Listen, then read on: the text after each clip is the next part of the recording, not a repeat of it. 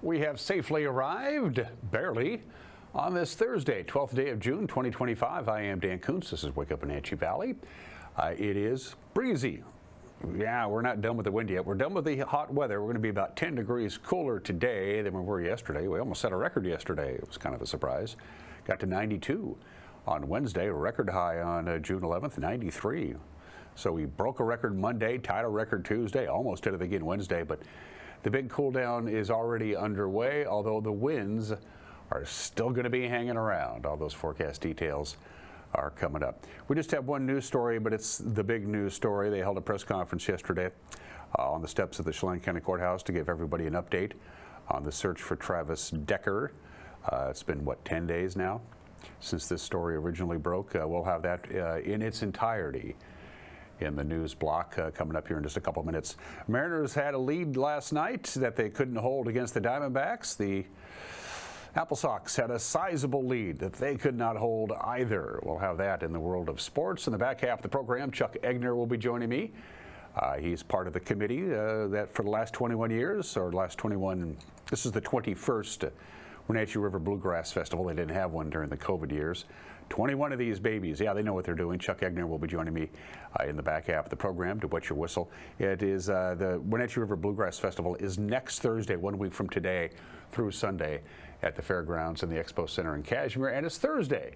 Pause for Pets. Spiro the cat needs a home. We'll have all of that for you coming up. It's a busy show. Let's take our tour around north central Washington and the Wenatchee Valley. High clouds like we had yesterday, but a lot cooler. It's 64 in the Wenatchee Valley. Yesterday at this time it was in the lower 70s, so it's going to be a cooler day today, but it's windy. Wind is out of the west-northwest at 21 miles an hour. It's also breezy in Ellensburg. It's always windy in Ellensburg, so we are going to be dealing with some wind today, tonight especially, and then it's going to be calming down a little bit. It'll be breezy Friday night and Saturday, but today and tonight I think we can safely call it windy. You can see the high clouds floating over the top of the Wenatchee Valley. Camera number 2. The ridge of high pressure is still there. It's just now flat. That allows the high clouds to float in over the top. Good morning to Leavenworth. Of course, the Leavenworth Bike Festival is this weekend. Had a great time talking to Jamie yesterday. That's going to bring a lot of folks into Leavenworth, and the weather is going to cooperate there. Sunrise this morning, 5:03, and the sunrise will not come any earlier than 5:03. But for the next week, for the next 7 days, that will be sunrise at 5:03. Sunsets will get a little bit later. Today at 8:58, so we have 15 hours and 55 minutes of daylight. Today is about 30 seconds longer than it was yesterday. Our third camera, Lake Wenatchee, chimes in. Looking beautiful up there. Kaler Glen, go out and get them, folks. I saw a couple of photos of Kaler Glen somebody posted, and it is looking good. Go out and whack the golf ball around. Keep in mind, though, at Kaler Glen, if you don't hit it straight, you're going to go through a lot of golf balls. Trust me on that. And the nice thing about the breezy conditions keeps the mosquitoes away up Lake Wenatchee Way. And finally, camera number 4. Off to Billy Goat. It looks like they might have a few more high clouds up there. Again, there's a lot of real estate in that photo, so it's kind of hard to tell. And speaking of golf courses, Alta Lake down there, ready to take your golf balls away from you if you don't hit the ball straight. This is the same deal. Well, if you don't hit the ball straight anywhere, you're going to pay the price. Of course, the U.S. Open begins today in Pittsburgh. No slides to show for you. Let's just get right to the weather forecast because we do have a lot to get to. And what do we have today? Windy conditions. And, well, a little bit more. The relative humidity is going to be a little bit higher because there is a marine air that's pushing in from the Pacific Ocean, but it's not really that wet.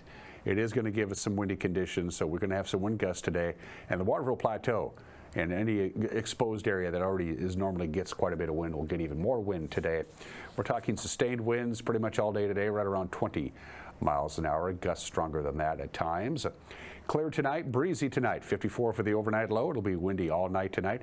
Winds calm down Friday. We're in for a nice stretch of weather Friday. Sunshine, just a nice light breeze. We'll be in the upper 70s. Right around the lower 80s to mid 80s on Saturday and Sunday with just a light wind. So the weekend is really looking good. And we're going to hang right around that mid 80s mark really for Monday and Tuesday before we cool back down on Wednesday.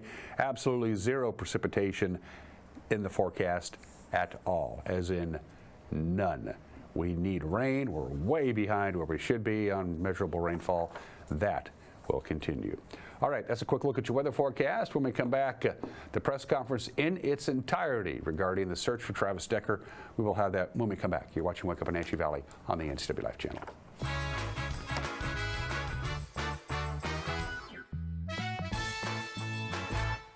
There's no place like home, because home is where we're totally comfortable.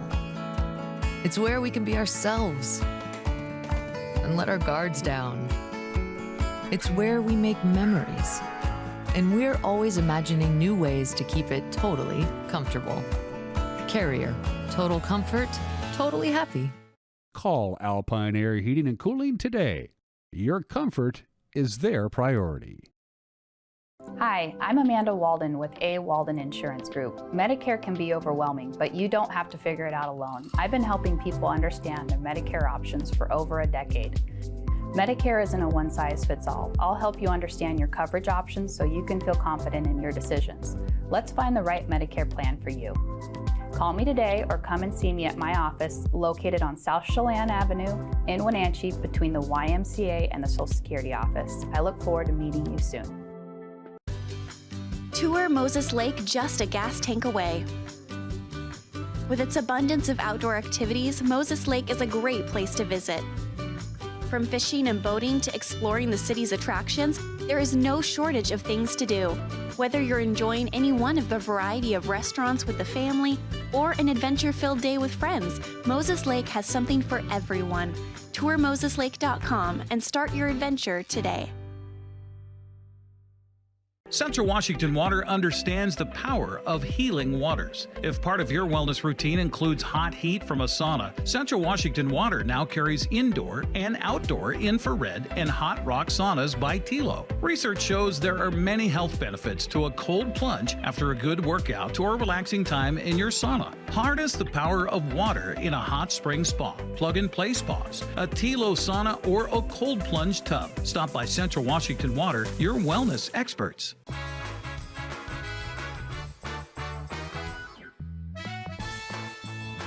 High clouds, breezy, well, windy actually, 65 degrees. We'll be about lower 80s today with wind all day. A little bit of a warming trend coming up over the weekend. It's just about 8 minutes after the hour on the 10th day since the bodies of the young Decker sisters were found. Local police agencies announced a change of tactics from this point forward. Chelan County Sheriff Mike Morrison said at a press conference yesterday afternoon that city and county investigators will concentrate on building the case, the criminal case against their father, Travis Decker, who's accused of fatally smothering Olivia Evelyn and Peyton Decker near an Icicle Creek campground. Federal authorities, including the Marshal Service and the United States Border Patrol, they will concentrate on the manhunt for Decker himself. Both Morrison and the Marshals Service Chief, Jerome Brown, spoke at a press conference yesterday on the steps of the courthouse right here in Wenatchee. Thank you all for coming this evening. My name is Sergeant Joe Eaton with the Wenatchee Police Department. I'm the Detective Sergeant. I'm also a PIO for our agency. This evening, Sheriff Morrison with the Chelan County Sheriff's Office and Chief Jerome Brown with the U.S. Marshal Service will be providing an update on the ongoing investigation involving Travis Decker. At the conclusion of both of their updates, they will be available for about 5 minutes for questions. And with that, I'll welcome Sheriff Morrison. Thank you, Sergeant. Good afternoon, Chelan County Sheriff Mike Morrison. Again, appreciate all you being here, paying attention. I want to start off as we have in the past, just making sure that we're remembering why we're here. That's for Peyton, Evelyn, and Olivia. Their memories continue to motivate us, continue to inspire our agency to seek justice and be their voice. Our thoughts and prayers go out to their family. We continue to keep in communication with them and make sure that we remind them we have not given up. We've seen the amount of resources that we've deployed over the last 10 days, working with our federal, state, and international partners to ensure that justice is brought for their deaths. So again, I appreciate everyone being here. I want to give an update where we're at with our investigation, how our proceedings are going. At this time, the Chelan County Sheriff's Office is going to deviate our resources back to the investigation, working closely with the Chelan County Prosecutor's Office to ensure our case for murder and kidnapping are ready to go, ready to be presented, while our partners with the U.S. Customs and Border Patrol is going to continue to keep their units on the ground, conducting the search, overdoing the search, while we come alongside them. Our U.S. Forest Service deputy is out with them today, also helping them navigate some of our unique terrain over in the west end of our county. So we have not given up, but we understand that eventually resources start to tire out. This is like a fire that we've seen within our county numerous times. We usually see these teams rotating out after 2 weeks. We understand that we've pushed the men and women of our agency hard, along with the men and women of the Washington State Patrol, FBI, U.S. Marshal Service, Rivercom, our dispatch center also being stressed. So we recognize that we need to be reasonable, need to give them the opportunity to rest up and get ready for the second wave when we come in. Clearly, we understand that our investigation has evolved and it has matured, and with that comes a change in situation, which is going to come a change in tactics. You will see a change in our tactics as we proceed forward. You will not see the amount of resources that we have had out there, but you are seeing a different element of our approach as we continue to track down Travis, following leads and making it very clear that every single day Travis is out there, he's going to have to aim for perfection. He's not going to be able to make a mistake, because all we need is one mistake and one day to go in our favor, and he's going to be in our custody. So I hope he's watching. I hope he knows that we haven't given up, but you're going to have to be perfect every single day, Travis. We only have to be perfect one day. So we appreciate the community coming alongside us. We cannot do it without the 80,000 plus citizens of Chelan County that have been a constant eye and vigilant force that we do not have at all times. We also appreciate our partners nationally that have come alongside us, assist us in following up leads. And not only nationally, but we've had partners as far away as Australia and Portugal that have done us the favor of being able to spread Travis's face and likeness throughout the globe to ensure that every single person knows near and far what Travis looks like. When you see him, say something to us. We want to find him. We want to bring him to justice. We want to set up the opportunity for him to stand in front of our courts and our judges and face justice and hear the voices of Peyton, Evelyn, and Olivia, whose lives were senselessly taken by evil. That's all it was. We remain committed here at the Chelan County Sheriff's Office with our regional partners, the Douglas County Sheriff's Office, East Wenatchee PD, State Patrol, to continue to pursue justice and make sure their voices are heard. You're going to hear further from our U.S. Marshal partners to kind of elaborate further on how they're going to also assist us in the tracking process. We have not stopped our investigation, and again, we understand that the results from our crime lab processing from the Washington State Patrol, thank you Chief Batiste for your continued assistance on this, are starting to come back. We want to make sure those are properly processed, additional leads and interviews are conducted, and that again, our case is ready to go to court when Travis is brought to justice. So I appreciate your time. I will answer more questions, and I'm going to allow the U.S. Marshal Service to take some further questions from you, the media. But again, I appreciate all of you being here. This is the kind of group effort that's going to take to bring justice to this case. Please make sure you keep their names in your mind and that we bring justice back for those young ladies. Girls is what I've understood the family would like me to refer to them as. But they are deeply in our minds, and we appreciate it. Thank you. Thank you, Sheriff. And Chief Brown with the U.S. Marshal Service, Eastern District, Washington. Appreciate everybody here, being here today. The community support from our law enforcement partners, which the Sheriff has already enumerated, and you as a community has been greatly helpful to us. With that support, we're able to involve ourselves and focus on the fugitive investigation. Part of that is to include deploying our rapidly advancing manhunt program. That program brings resources from all over to include funding to support your community, the Sheriff's Department, Border Patrol, and all the other resources so we can navigate the terrain and locate and apprehend the fugitive. We will not stop. We will keep going. He just has to make one mistake, like the Sheriff said. We will find him. He will be brought to justice so the community can heal. Thank you. With that, we'll take about 5 minutes for questions for either two. Has Decker left any physical evidence behind in the areas that you guys have received tips about? We have found indicating that it's him. We have found items that are of interest to us that perceive that it could be Mr. Decker. We've also continued to follow up with some of his friends and family, and we believe that we're closing in on his trail. Sheriff Morrison, what can you tell us about yesterday's possible sighting up in the pass? Again, this just emphasizes the importance. If you see something, say something. We're appreciative of those group of hikers that were up there, had more acknowledged us as our flight patterns were up there. And then just the behavior that we saw from the lone hiker did not match. That was typical with everyone else we were seeing up there. So again, that sparked our interest. We did put a ground unit on there to continue tracking the prints that we had. We continue to track that down in Eagles Creek and up in the Valley High area.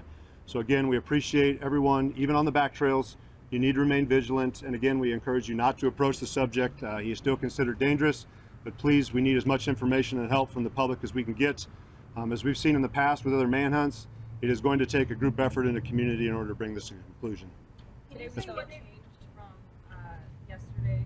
It seemed like you guys were pretty close yesterday, and everyone was kind of on edge.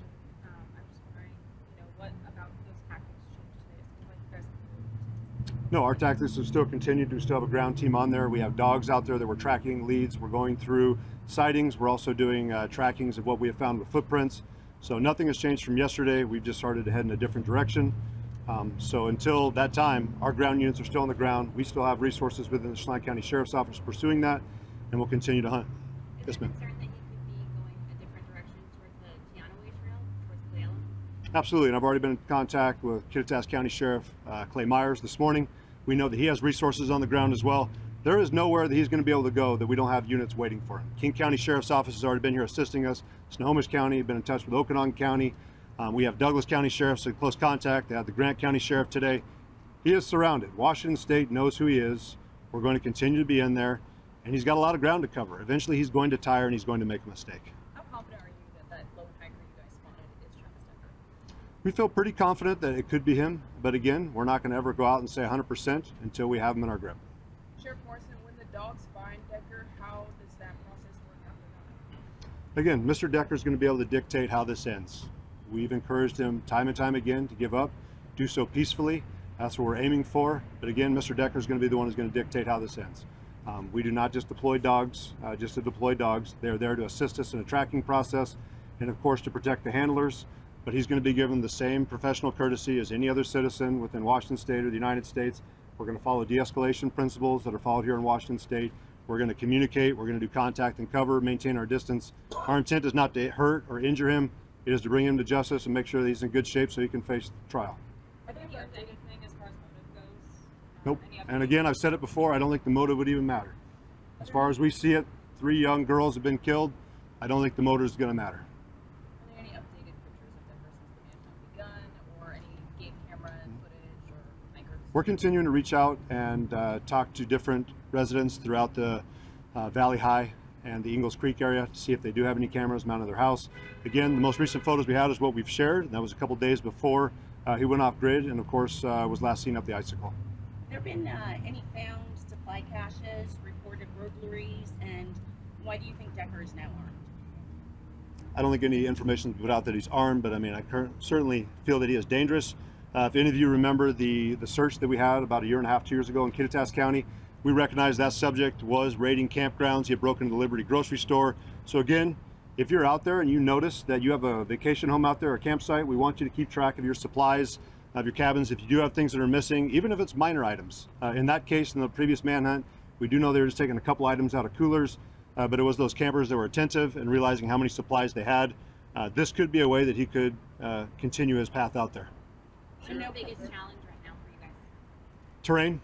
I mean, we have a very unique terrain when you get to the west end of our county. Again, I mentioned it before, 87% of our county is not accessible by road. If you go out there, it's steep terrain and it's heavily wooded. It's not the easiest to access. We have the Pacific Crest Trail, but another unique feature we do have in our favor is that we are a tourist destination. So we have a lot of people out there also recreating on those trails. So we're encouraging them, if you are going to come here, of course, be safe, but help us be those additional eyes and let him know that he has no safe spot to go. Sheriff, was there a barricaded suspect situation last night on Blue Pass? Was that related at all? We did get a call of a potential subject that was in a residence up in the Valley High area. Based off the information we got from our sergeant that briefed the administration here, that did not come out to be a valid call. But again, we're going to continue to handle every single lead that we get as a valid complaint. You said there were new tactics earlier in your statement. Can you share what those are? New tactics as in searching and or in how we contact people? Both. Okay. So I mean, anyone that had been following Washington State law over here over the last several years, of course we have Washington State's de-escalate Washington, which was I-940.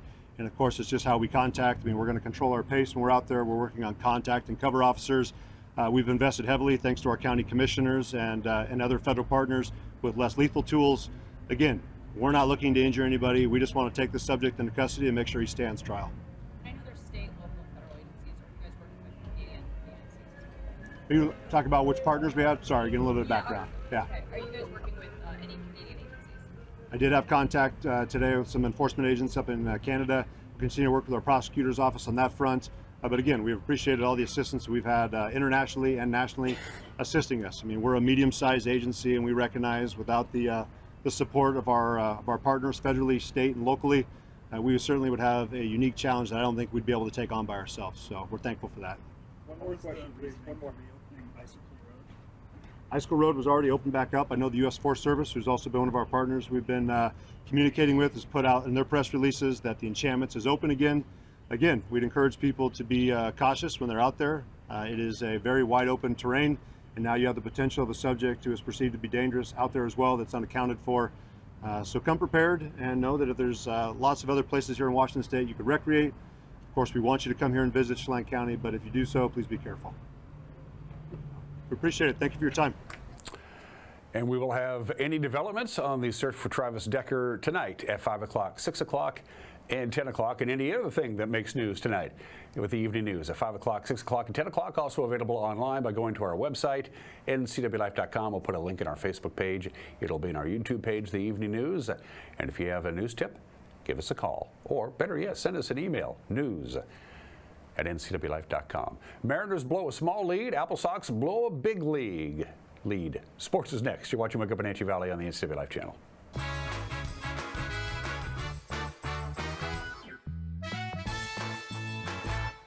The Surf and Slide Water Park is open from Memorial Day through Labor Day. Surf and Slide is located in the heart of Central Washington and in Moses Lake with activities for all ages and abilities. Check out Surf and Slide's Flow Rider Surfing Simulator, Lazy River, 2 200-foot water slides, tube slides, and diving boards. Our children's area includes a Treasure Island water structure, splash pad, and baby octopus slide. For season passes, visit us online or find Surf and Slide on Facebook. Welcome to Mountain Chick Floral, your go-to flower and plant shop in downtown Wenatchee. Explore their wide variety of unusual and fun plants. And when you buy a plant in a container, they'll pot it up for you absolutely free. Birthday or weddings, they'll create the perfect floral arrangement for you. Brighten up your office with fresh blooms delivered to your door or business. Ask about floral subscriptions. Visit Mountain Chick Floral today, where every occasion is a reason to celebrate with flowers. Craving fresh Asian comfort food? Steam Panda is Wenatchee's popular, family-friendly Asian restaurant. They focus on providing guests with delicious, healthy, fresh, and natural dishes for an affordable price. It's time to enjoy one of their many popular house-made soup dumplings, ramen noodles, or pho dishes. And make sure to ask about their lunch and chef specials on sushi rolls. Steam Panda's Hawaiian poke bowl and salads are excellent with your favorite boba tea. Stop by or order online at Steam Panda today. Caught in a conflict? Family, workplace, neighbor, business, housing disputes? Wenatchee Valley Dispute Resolution Center provides mediation services, a cost-effective and efficient way to provide a written resolution to disputes and issues. Plus, we offer mediation training and community education on conflict resolution and communication skills. Contact us to learn more.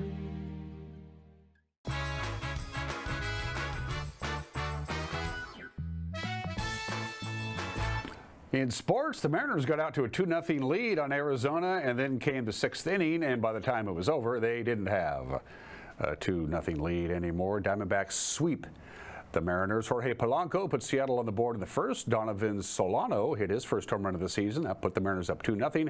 And then former Mariner Eugenio Suarez comes to bat in the 6th with the bases loaded. Anyway, here are your highlights. Little flare inside out, and it drops into shallow right field. It works for an RBI base hit for Jorge Polanco. And the Mariners take an early 1-0 lead. Polanco hunting his bat sort of in and out of the strike zone kind of quickly there. The exit velocity, not going to really impress anybody with that one. 66 miles per hour off the bat, but a really nice job of coming through with the hit with the runner on third base. Down the line, left field, Donovan Solano's first as a Mariner. Home run number 1 for Solano. I was talking to Seitzer about Donovan Solana because he's had really good at-bats lately. I said, what is he doing? He said, he's just getting back to being Donnie Barrels. He's starting to square up the baseball. We've seen a lot up the middle into right field. Good to see this home run to the pull side. Suarez hits a high fly ball way back, and it's gone for another Gino grand slam. That's his third this year.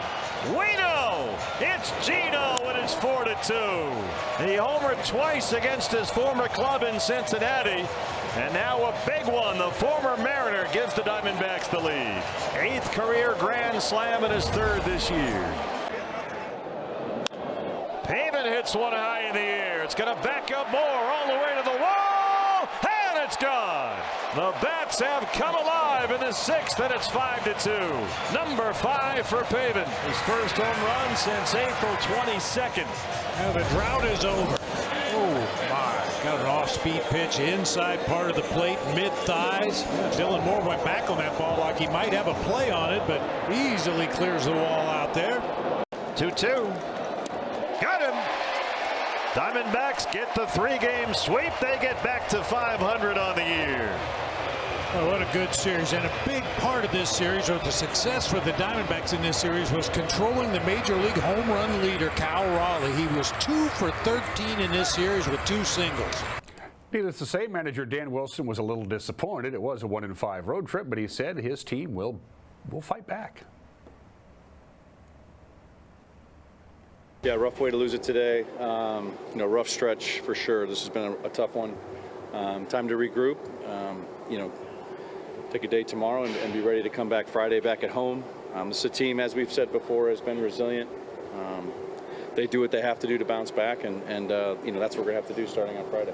It's been, I think, a stretch where baseball has kind of bitten us a little bit, and we just haven't been able to get those situations and take advantage of them, whereas we were able to do that earlier in the year. But that's what makes this game so great in a lot of ways, is that we can bounce back from it. We will, and again, it's just gonna take some flushing this down and coming back on Friday ready to go.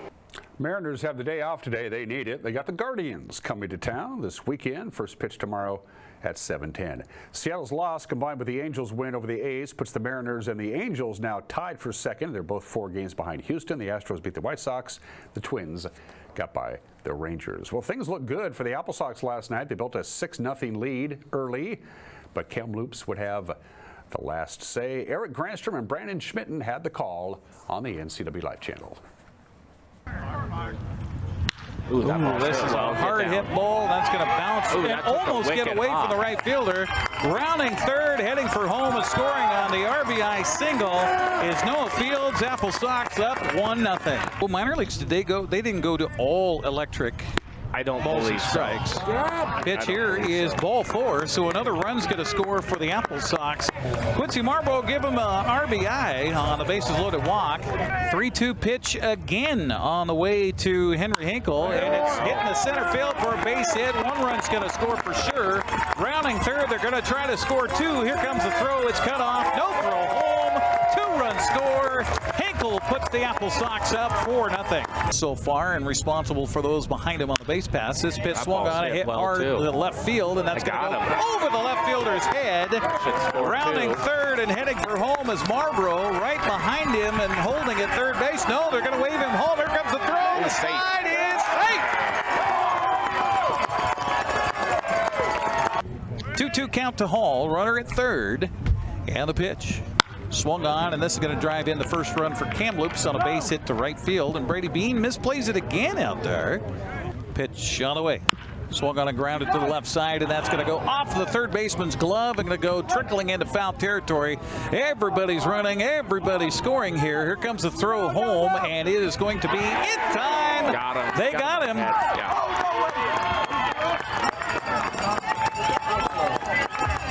So 2 runs score. The third attempt is thrown out. If I was KP is even with the bag at third right now. And the pitch by Young swung on and a fly ball to center field. That's going to drop down for a base hit. 1 run is going to score, and they're going to try to score 2. The throw from the center fielder is cut off.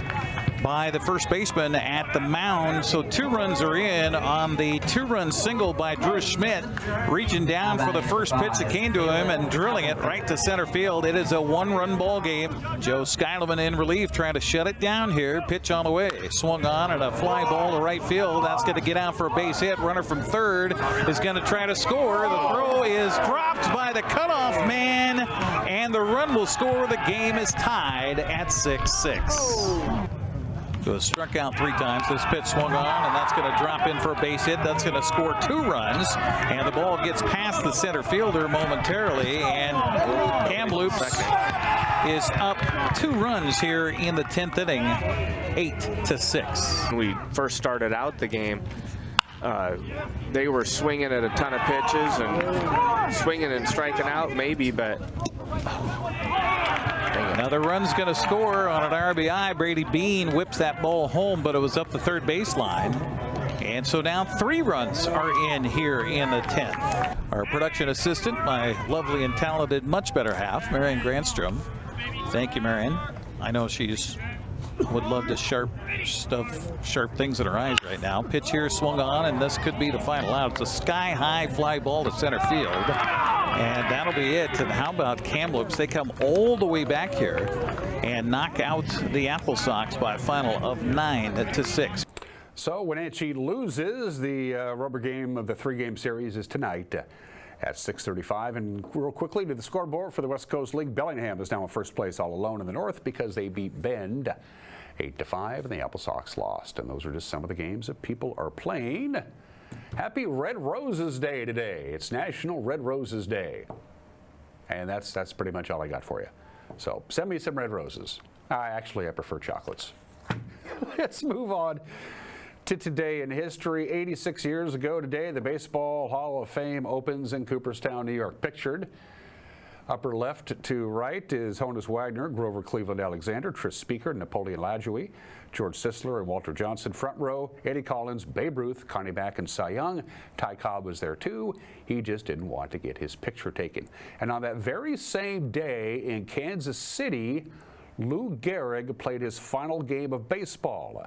It was an exhibition game against their farm club in Kansas City. Gehrig had already taken himself out of the regular lineup, but the Yankees weren't there for the most part, so the fill-in manager said, Lou, you want to play one more time, see if you still got it? He made a couple of errors, took himself out of the lineup, and then the next day he flew to Rochester, Minnesota, and checked in to the Mayo Clinic. He actually played an exhibition game a couple of weeks after he stepped aside.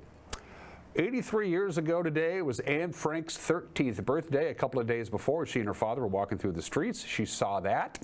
She said, I sure would like that for my birthday. He went and bought it for her. It's actually not even a diary. It's an autograph book, but she used it as a diary, and she began writing it almost immediately. Anne Frank gets her diary on this date 83 years ago today.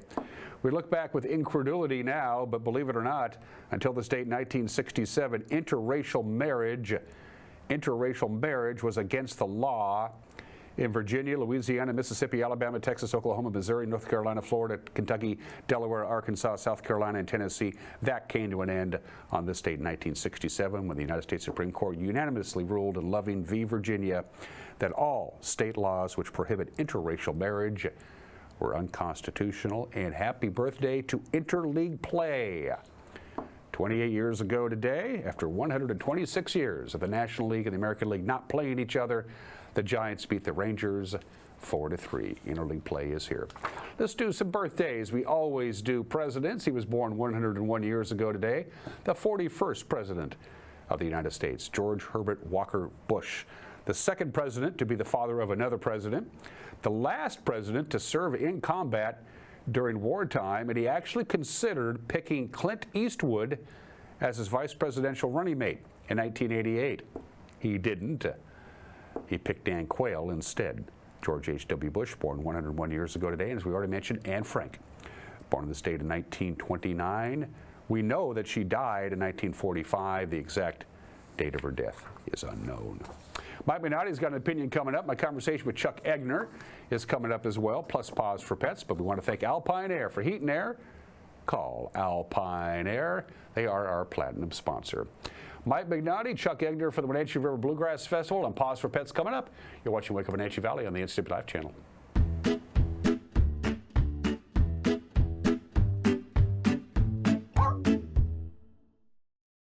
Hi, I'm Shelby. I'm the marketing coordinator here at Wenatchee Valley Humane Society.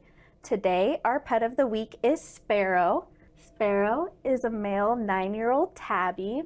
He originally came to us with his brother, and his brother was the more confident one of the two, and so that helped him settle into the shelter environment.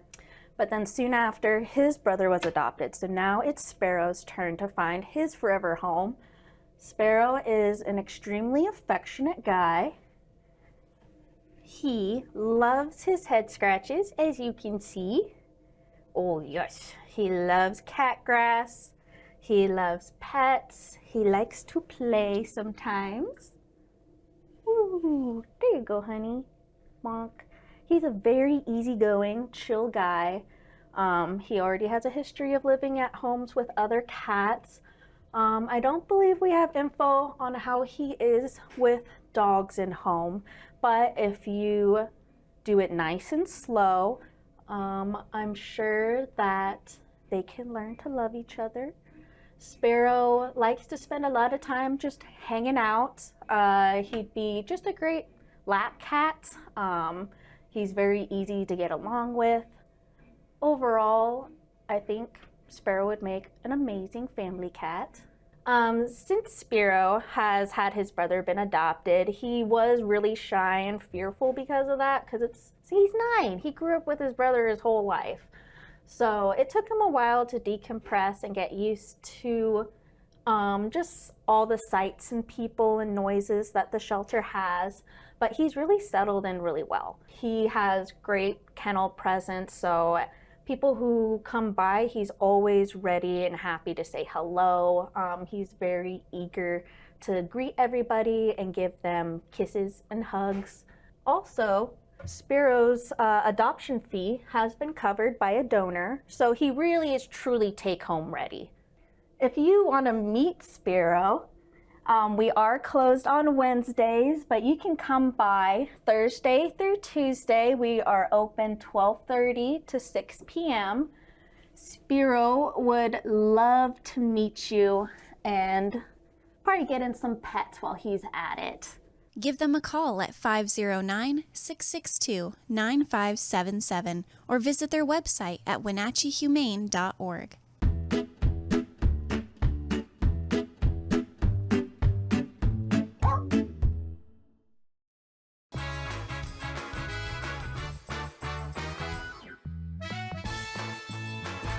You trust the same doctor for your health and the same dentist for your smile. Trust Global Car Care to keep your vehicle running strong. We track your car's history so it gets the right care at the right time. With our 3-year, 36,000-mile warranty on parts and labor, you'll drive away with confidence. Global Car Care, your automotive experts. We service all makes and models, but specialize in Sprinter vans, Mercedes, Audi, Volkswagen, and BMW. Call or visit us today.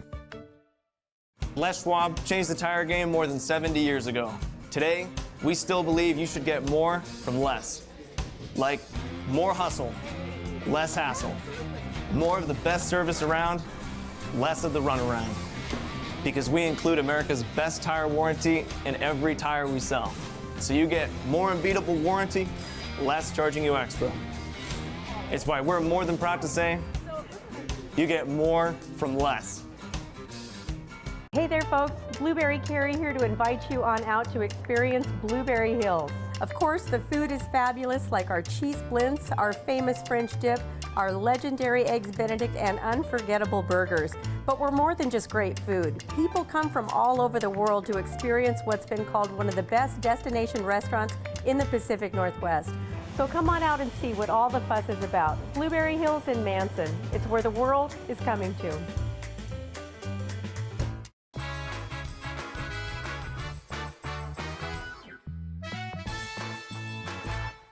This is Mike Mad Dog McNaughty, and everybody is entitled to my opinion. Now, there's a recent social phenomenon I've noticed, using terms like woke, liberal, snowflake, terms that are not only used to criticize someone, but also to allow whoever disagrees and uses such terms to ignore the legitimacy of what someone says simply by using a pejorative term to characterize them. If I say something undeniably true, like Trump lost in 2020, and the big lie is that the election was stolen from him, all a dissenter has to do is say that I'm a liberal, to establish in their minds that anything I say is suspect and it's okay for them to continue to dwell in their fantastically ill-informed opinion. You know, it's incredible to me how this simple act of characterization relieves someone of the responsibility of honest critical thinking. I don't know. This is Mike Mad Dog Magnotti, and that's my opinion.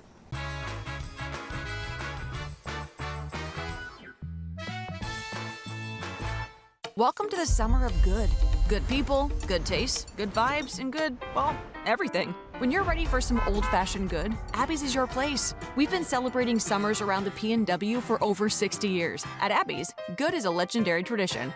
Here's a good-looking pizza, guaranteed to bring some summer smiles. And right now, it's on sale, so it's good for your wallet too. This giant is loaded with toppings and can feed up to 6 people. Order at abbys.com. Give us a call or just drop by. It's the summer of good, only at Abby's Legendary Pizza.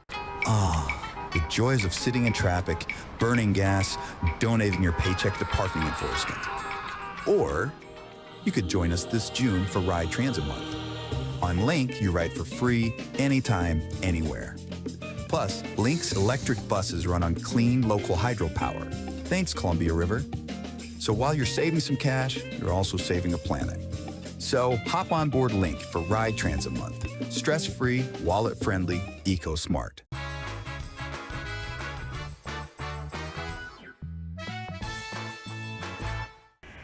Welcome back to the program. Any number of years ago, 7, 8, 9 years ago, when Chuck Egner first did this program to talk about the Wenatchee River Bluegrass Festival, I mentioned to Chuck after the interview, I said, anytime you want to come back and do the show, I'd love to have you. I was just being nice. Be careful what you ask for. Yeah, I was just being a nice guy. I didn't really mean it, you know. We love Chuck Egner from the Wenatchee River Bluegrass Festival. It is back. It is not Father's Day weekend. That's just the way the calendar panned out. Normally, every 7 or 8 years. Yeah, yeah. There's probably some logic to that, but I don't get it. I bet it has to do with the extra leap year thing. It could be. Somewhere. It could be. But it is. It's a little later this year because it's almost always on Father's Day weekend, the Wenatchee River Bluegrass Festival. Not this year. It's the 19th, 20th, 21st into that weekend. Always, well, not always, but for the last few years at the Expo Center on the Chelan County Fairgrounds, camping, all that good stuff, and a splendid time is had by all. First of all, it's good to see you, my friend. Let's recap last year's festival. Could barely even get in to the exhibition hall on Saturday night. It was packed, just packed. Yeah, the Appalachian Roadshow was our headliner last year, and we did them 2 years in a row, which is really unusual for us, but they were just so good. I mean, if it was up to me, we'd probably have them every year, to be honest with you. But anyway, they were good, and we got a great lineup this year, so it'll be kind of fun to see how this year develops. People were beaming. They were enjoying themselves. It was obvious. There was a good vibe in that room. Yeah. The guys have a lot of personality, and there's like 3 headliners, or 3 leaders in that band. So it's a lot of bands that one person is the focal point of everything. That band, several people are the focal point. This year, our headliner is Missy Raines. She's been a band member on some of the best bands in bluegrass, and she's been the IBMA Bass Player of the Year umpteen times. I'm not even sure how many it is, but I don't believe anybody else approaches her in that. And in this configuration, she's the band leader, and she's got some great young pickers in her band. 2 of them have played at our festival multiple times. And she's won some Grammys, too. Yes, she has. And some of the other people are Grammy nominees, but Missy Raines is a Grammy winner. So that is fantastic. I guess we'll start with this. What is different from any of the previous festivals this year? Is everything pretty much the same? Has anything changed in that regard, or is outside of the musical lineup? We have found a format that works for us, and we've pretty much stuck with it. We have a huge list of volunteers that we depend on, and that's really big. And they're all assigned to their various tasks. Now, we still need some more volunteers, by the way, for a couple of shifts on the taking the money table. But anyway, yeah, no, we found a format that works. About 10 years ago, we moved the starting time up to about 4 in the afternoon because we were running till 10, 10:30, 11, and the audience is aging. They all look like me now, and they were leaving to go to bed at 9:30 at night. And the best band hadn't even played yet. The band we paid the most money for. And so we moved the whole thing up so try to get everybody out of that building by 9:30 at night. The people like me that want to pick a little bit, plenty of time for that, and people that just want to get home or get into their camper, there's time for that. Experience has been that on Friday night and Saturday night, after the big shows are done and everybody scatters to the campground, that's when the real fun begins. That's when the fun begins for me, anyway. Yeah, once the last note is played on the stage, that's when I get real excited. Missy Raines and Allegheny is the headliners. They'll be playing the evening show on Friday night, and then they'll be playing the evening show on Saturday night, as a traditional headliner does. All of these groups that you brought in this year are top flight pickers and instrumentalists. Well, a lot of Canadians this year. Yeah, I noticed that. Slow Can Ramblers is a Canadian band. They're outstanding. I've seen them at Wintergrass a couple of times. Good energy. John Reichman, although he's born in California, he's lived in Canada for many years. He married a Canadian lady a long time ago, so he's been living in Canada. So yeah, Reichman has played here with Reichman and the Jaybirds. He's Reichman and Friends, so he's got a couple of different people in there. There's a band called the Downriver Collective that's going to be our kind of secret sauce this year. Nobody's heard of them up here. They're from the Nashville area though, and they're the real deal, authentic. Also the Bluegrass Regulators. Bluegrass Regulators are near and dear to our heart. One of the guys in that band is now on our board of directors, but they grew up here as kids. So some of these people that are in that band were in Taylor's Camp when they were little kids, and Taylor's Camp is our youth camp. And now they're in their 30s, I guess. I still look at them as whatever, but they're outstanding. The banjo player is an officer in the U.S. Coast Guard. The guitar player just recently got out of the active duty part of the Army. He's a helicopter pilot. They're both helicopter pilots, actually.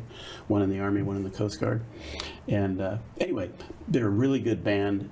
They haven't played together much over the years because they scattered to the winds. But and plus they were serving our country. So. Exactly.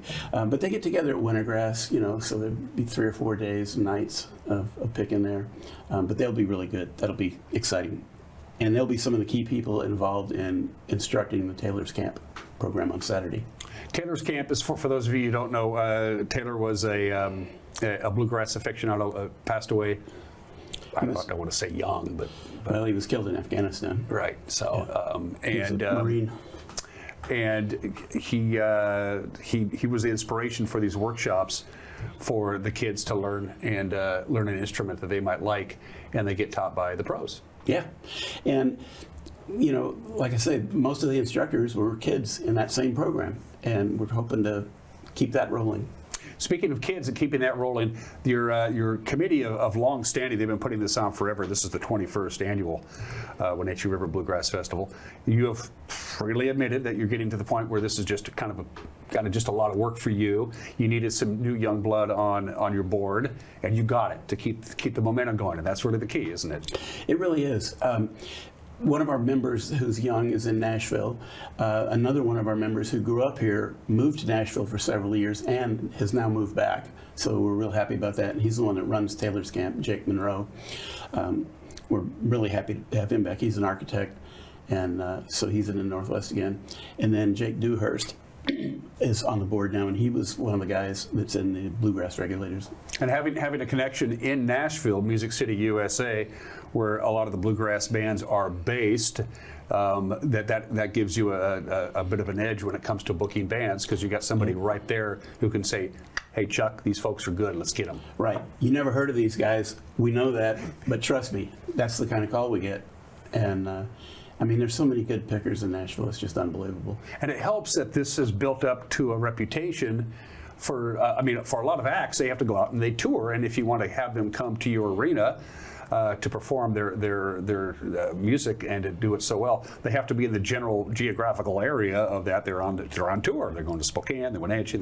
That's not necessarily the case with bluegrass. They will go out of their way if the festival is worth their time and their effort, and the pay is good. They'll come. Yeah, Missy Raines. I mean, I'm not sure if she's got another gig besides this or not, but the guys, the headliners for the last 3 or 4 years, just came specifically for us.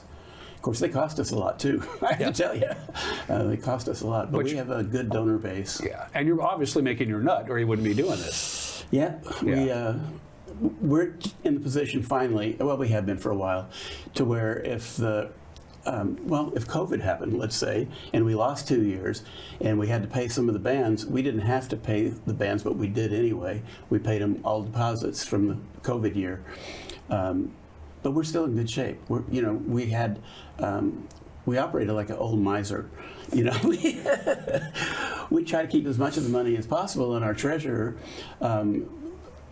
is exceptionally good with money and putting it in CDs and things like that. So our money works for us when we're not doing anything. But yeah, we're self-sufficient. If it hadn't been for our donors and our grants, we certainly wouldn't be doing this. We wouldn't probably be talking here right now because it'd be a little regional festival and nobody'd know about it. But we got a grant years ago from the Icicle Fund, and then we got grants from the North Central Washington group, and then we got donations from bluegrass fans, basically. And a lot of them were small donations, $100, $500. But it all goes a long way. Some of them were larger. Yeah. And so anyway, we're in good shape. And you go to the campgrounds at the Chelan County Fairgrounds where a lot of the people will stay, and you will see license plates from all over the place. You just pick them up as you go. A lot of Idaho plates, a lot of Oregon plates, and a lot of Canadian plates. So. And we got a kudos to Karen and the crew and the Chelan County Board of Commissioners, because the facility, the campus at the Chelan County Fairgrounds and the main performance hall, it's perfect for this setup. You can't ask for a better setup. Well, as we know, it's been hotter than Hades here in the last few days. That big hall got an air conditioner about 10 years ago. It could get a little bit hot occasionally there, but now we've got it covered. So it's air conditioned, heated. The campgrounds have never looked better. Karen's done a great job, and we like working with her.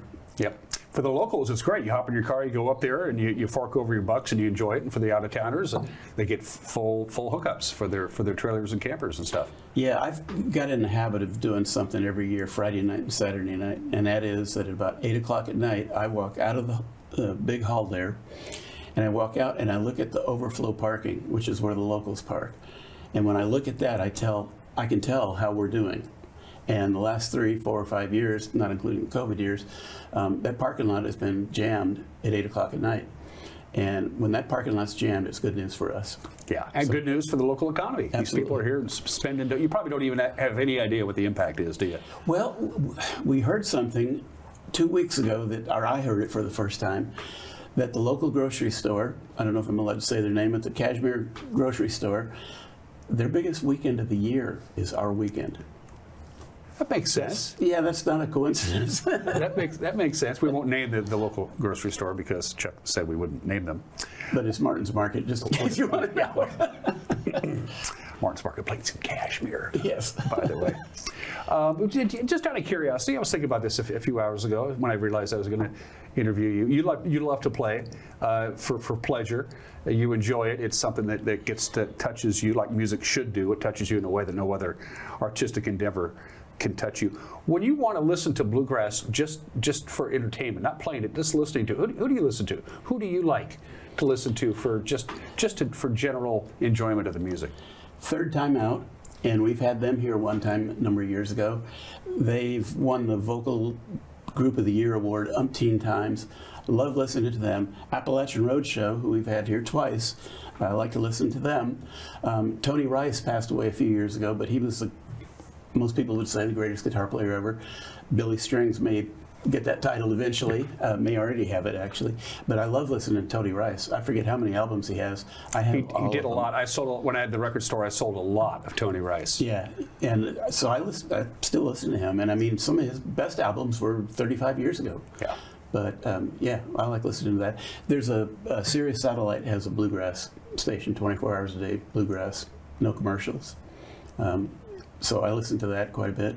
This show was going to be commercial free, but they got to pay me. I know, I don't come free. Next week, we're going to be up and visiting Chuck at the fairgrounds in Cashmere at the camping site. So that's the one thing I want to stress before we head on up there. If you want to get a camping spot and all that stuff for those folks who are going to go up and stay Tuesday, the whole weekend, we need to get some P's and Q's out of the way. What do people need to know if they want to stay there at the campsite? Full hookups, we got about 135 spots, and they'll all be gone probably Wednesday afternoon, maybe Thursday morning. But there's some exceptions to that. We've had some people that donated a lot of money, and we reserve spots for those people. Other than that, it's first come, first serve. So if you want to be 100% sure, the campground opens at noon on Monday. Please don't get there earlier because we're trying to stripe the areas and do some work in there. But noon on Monday. The address is 5700 Westcott Drive, and that's the main office. Our entrance is actually on Kimber, which is right off of that. If you don't need full hookups, you can arrive just about any time. We've got a huge area out there for tents and smaller rigs that don't need to be plugged into 50 amps and all that other stuff. But yeah, no reservations, just show up and get there. And every year the thing gets full earlier. Yeah. So. Chuck Egner for the Wenatchee River Bluegrass Festival. Again, this is the first of 2 interviews. Next week we'll go up and visit Chuck. Do you have any of your 37 sellers cab left? Is it all gone now? Is it anything? We actually have some left. We're down to a very short pile, to be honest with you. Okay. I did squirrel away a couple bottles in my car. Oh. This concludes this morning's interview with Chuck Egner. If anyone around here might be interested. It's good to see you, Chuck. I'm really looking forward to next week when we get to visit in person. Right now, the long-term weather forecast for next weekend, again, it starts on the 19th and goes through the 22nd. It looks good. It's not going to be hot. It's going to be pleasant. A splendid time is had by all. I can guarantee you that. And we will see you next week at the campground. It'll be great. Chuck, you look good, my friend. Thank you. And I'm glad you dodged the bullet on Tuesday night. Yeah, thank you. That was Chuck's palatial estate was fairly close to the little fire up there in the Tumwater. Do the locals still call it the Egner Estate? They call it that, right? Is it? I don't know what they call it. Hey, it's Chuck's house. Where the winery is in the recording studio, that's called the Treehouse. Okay, there you go. Chuck Egner from the Wenatchee River Bluegrass Festival. We will see you next week. You're watching Wake Up Wenatchee Valley. We'll be right back.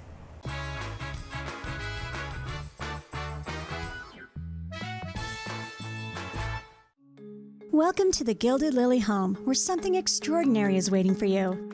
The Gilded Lily offers a unique collection of hand-selected, carefully curated items to help you celebrate all of life's special moments. From the budding chef to the home decorator to that very special occasion, there is an abundance of delightful gifts waiting for you. The Gilded Lily home, where you can step in for inspiration and leave with beautiful items to brighten any area of your home.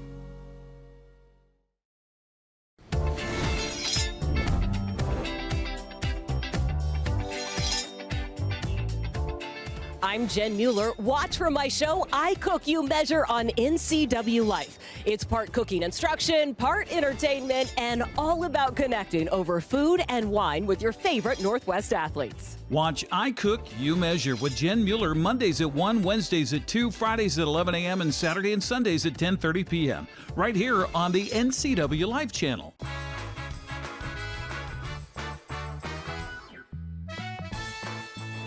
66 degrees here in the Wenatchee Valley, although it's still a little on the windy side. West-northwest wind at 18 miles an hour, gusts to 24 miles an hour. The ridge of high pressure is still there. It's just not a ridge anymore. It's not a dome. It's flat. That's why we saw the high clouds float in and out. Won't see a lot of cloudiness today, but there is a little push of marine air coming in, and it's going to get right through those gaps in the Cascades. So we're going to be in for some pretty gusty winds, especially tonight into Friday morning. The weekend looks fairly calm. It's going to be much cooler. We hit 92 yesterday. We're going to be about 10 degrees cooler than that, if not more, but we still have some wind to deal with. No red flag warning. It's not hot enough for that. And the relative humidity is going to be a little on the moisture side as well. Again, not a big push of marine air, but it's just enough to keep that relative humidity a little more comfortable than the bone dry air we've had for about a month and a half. From the National Weather Service, one more look at what Mother Nature has in store for you. Will be 10 degrees cooler today, 82. The big story today is going to be the wind, especially here in the Wenatchee Valley and up on the Waterville Plateau. Gusts at 30 miles an hour, not out of the question. And that goes all the way through tonight, too. A little bit calmer on Friday. Another weak shortwave Friday night is going to kick up the wind a little bit. And then a gorgeous weekend. Saturday, lots of sunshine, very little wind. Lower 80s. Sunday, a little bit warmer than that. Monday, a little bit warmer than that. But at least it's not hot, which is what it has been for the last 5 or 6 days. That's it for us. Start your weekend with us tomorrow morning, live at 7. Until then, bye-bye.